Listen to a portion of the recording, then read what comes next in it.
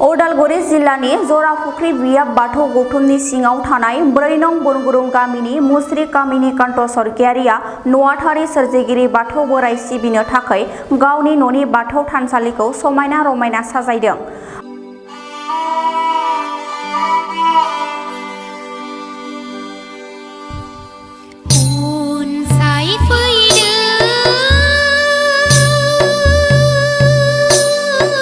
बर'नि दोरोङारि आर'नाइ सावगारि एरनानै नखरनि सिबिग्रा गोथार बाथौ थानसालिखौ समायना रमायना साजायनानै गुबै बर'नि दोरोङारि आर'नाइखौ बेरखांहोदों।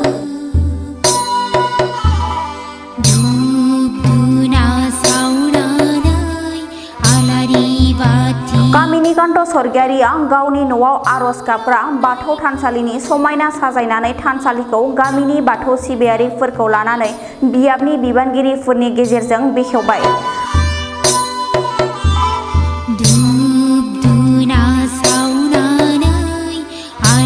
बेखेवनानै होयो जराफुख्रि बियाब बाथौ गौथुमनि आसारि खगेन बर'आ।